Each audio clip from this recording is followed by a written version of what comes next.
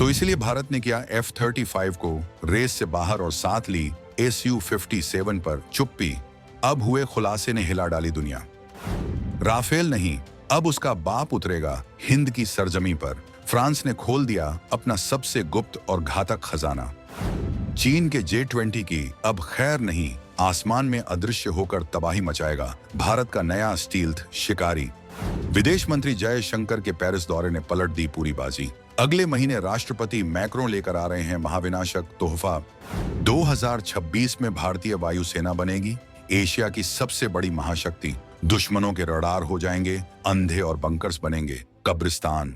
कूटनीति के खेल में खामोशी सबसे बड़ा हथियार होती है और 2026 की शुरुआत में भारत ने इसी खामोशी से एक ऐसा धमाका किया है जिसकी गूंज वॉशिंगटन के व्हाइट हाउस से लेकर बीजिंग के कम्युनिस्ट पार्टी हेडक्वार्टर तक सुनाई दे रही है।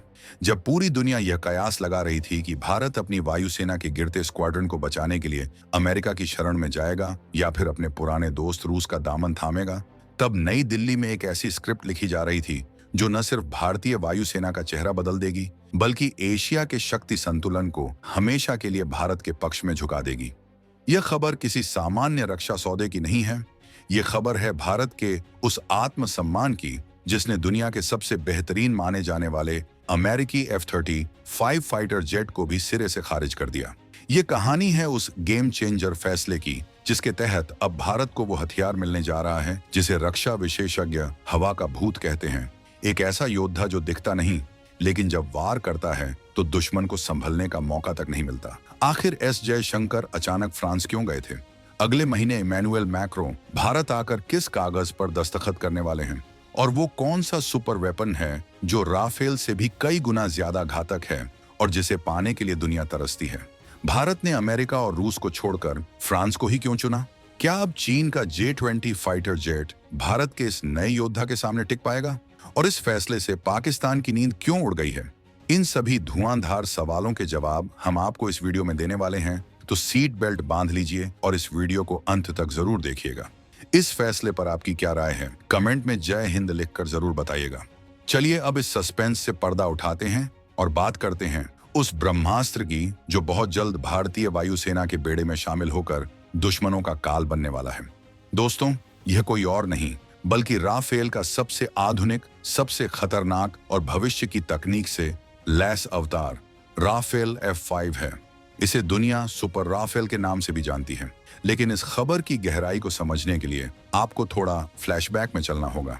पिछले 2 सालों से अमेरिका भारत पर लगातार दबाव बना रहा था कि हम उनका F-35 स्टील्थ फाइटर जेट खरीद लें। अमेरिका के बड़े बड़े लॉबिंग ग्रुप्स, उनके थिंक टैंक्स और यहाँ तक कि पेंटागन के अधिकारी भी भारत के चक्कर काट रहे थे। वे भारत को यह सपना दिखा रहे थे कि F-35 दुनिया का सबसे बेहतरीन जहाज है। लेकिन भारत सरकार और भारतीय वायुसेना ने एक बहुत ही साहसिक और रणनीतिक फैसला लिया। उन्होंने अमेरिका को साफ ना कह दिया। क्यों? क्योंकि 2026 का भारत अब किसी की शर्तों पर अपनी सुरक्षा को गिरवी नहीं रखता।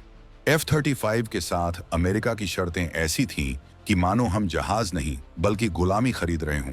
अमेरिका चाहता था कि इस जहाज का सारा डेटा उनके सर्वर पर रहे, हम इसे अपनी मर्जी से मॉडिफाई न कर सकें, और सबसे बड़ी बात, अगर कल को अमेरिका चाहे तो वो एक बटन दबाकर हमारे ही जहाजों को जमीन पर खड़ा कर दे। भारत को यह मंजूर नहीं था। हमें चाहिए थी संप्रभुता, यानी अपनी मर्जी का मालिक होना। वहीं दूसरी तरफ रूस का सुखोई 57 भी रेस में था। लेकिन रूस यूक्रेन युद्ध के चलते रूस की सप्लाई चेन पर जो असर पड़ा है और सुखोई 57 की स्टील्थ क्षमताओं पर जो सवाल उठे हैं, उसने भारत को सोचने पर मजबूर कर दिया। ऐसे में भारत ने चुना अपने सबसे भरोसेमंद, सबसे पुराने और बिना शर्त दोस्ती निभाने वाले साथी फ्रांस को। राफेल F-5 सिर्फ एक अपग्रेड नहीं है, यह एक पूरी तरह से नया इकोसिस्टम है। ये वो जहाज है जो 2040 और 2050 के युद्धों को ध्यान में रखकर बनाया गया है। और सबसे बड़ी बात, फ्रांस भारत को इसकी पूरी तकनीक देने, इसे भारत में बनाने और इसमें भारतीय न्यूक्लियर मिसाइलों को फिट करने की पूरी आज़ादी देने को तैयार है। यही वो डील ब्रेकर था जिसने अमेरिका और रूस दोनों को रेस से बाहर कर दिया। अब जरा तकनीकी तौर पर समझते हैं कि आखिर यह राफेल F-5 है क्या भला, और क्यों इसे चीन के J-20 का बाप कहा जा रहा है। देखिए, अभी हमारे पास जो राफेल है या F-4 स्टैंडर्ड का है, वो अपने आप में बहुत घातक है, लेकिन F5 तो एक अलग ही लेवल का जानवर है। इसकी सबसे बड़ी खासियत है इसकी स्टील्थ क्षमता और इसके साथ उड़ने वाला लॉयल विंगमैन। ये शब्द शायद आपके लिए नया हो, तो इसे सरल भाषा में समझते हैं। राफेल F5 अकेला नहीं उड़ेगा। जब ये हवा में होगा तो इसके साथ एक या एक से ज्यादा न्यूरॉन जैसे घातक स्टील्थ ड्रोन उड़ेंगे। ये ड्रोन बिना पायलट के होंगे और पूरी तरह से राफेल के पायलट के कंट्रोल में होंगे। यानी एक राफेल जहाज हवा में एक मदरशिप की तरह काम करेगा। कल्पना कीजिए, युद्ध के मैदान की राफेल F5 पीछे सुरक्षित दूरी पर उड़ रहा है और उसने अपने साथ उड़ रहे इन घातक ड्रोन्स को आगे भेज दिया।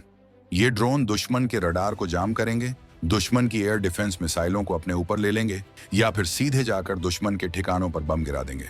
और इस दौरान दुश्मन को यह पता भी नहीं चलेगा कि असली हमलावर राफेल कहां छिपा है। इसे कहते हैं man unmanned teeming. Rafale F5 में ऐसी आर्टिफिशियल इंटेलिजेंस AI लगी है जो पलक झपकते ही लाखों करोड़ डेटा को प्रोसेस कर सकती है।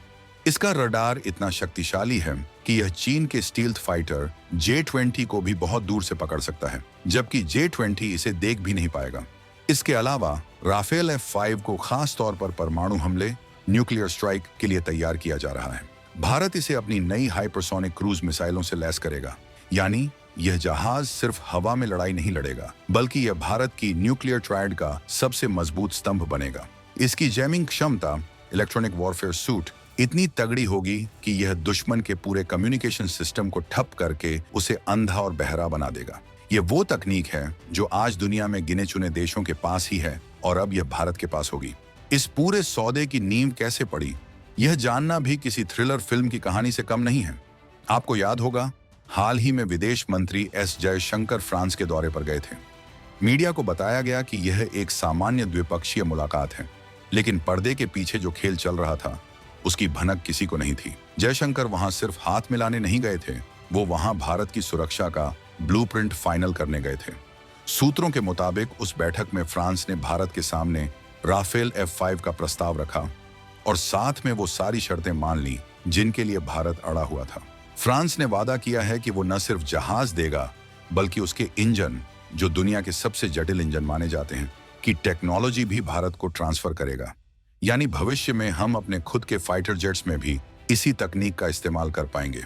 और अब इस पूरी कहानी का क्लाइमैक्स अगले महीने होने वाला है। फ्रांस के राष्ट्रपति इमैनुएल मैक्रों भारत आ रहे हैं। यह दौरा कोई रस्मी दौरा नहीं होगा। रक्षा गलियारों में चर्चा जोरों पर है कि इसी दौरे के दौरान भारत और फ्रांस के बीच इस ऐतिहासिक रक्षा सौदे पर अंतिम मुहर लग सकती है। यह सौदा अरबों डॉलर का होगा और इसमें सिर्फ जहाज नहीं, बल्कि हथियारों का पूरा जखीरा शामिल होगा। मैक्रों का आना इस बात का सबूत है कि फ्रांस भारत को अपना सबसे अहम रणनीतिक साझीदार मानता है। जहां अमेरिका और कनाडा जैसे देश भारत के खिलाफ साजिशें रचते हैं या खालिस्तानियों को पनाह देते हैं, वहीं फ्रांस हमेशा भारत के साथ चट्टान की तरह खड़ा रहा है। चाहे 1998 के परमाणु परीक्षण के बाद जब दुनिया ने हम पर प्रतिबंध लगाए थे, तब भी फ्रांस ने हमारा साथ नहीं छोड़ा था और आज 2026 में भी वो हमारे साथ है। यह मोदी सरकार की उस कूटनीति की जीत है जिसमें हम दोस्तों को परख कर चुनते हैं।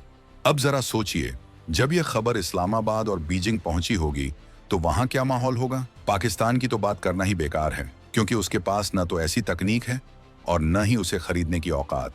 उसके F-16 अब राफेल F5 के सामने खिलौने से ज्यादा कुछ नहीं है। लेकिन असली दर्द चीन को हो रहा है। चीन को अपनी वायुसेना पर बहुत घमंड था। वो सोचता था कि उसके J-20 फाइटर जेट्स का कोई तोड़ भारत के पास नहीं है। लेकिन राफेल F5 के आने की खबर ने चीनी रणनीतिकारों की नींद उड़ा दी है। चीन जानता है कि राफेल का पुराना वर्जन ही उसके लिए सिरदर्द था। अब यह नया स्टील्थ अवतार तो उसके लिए बुरा सपना साबित होगा।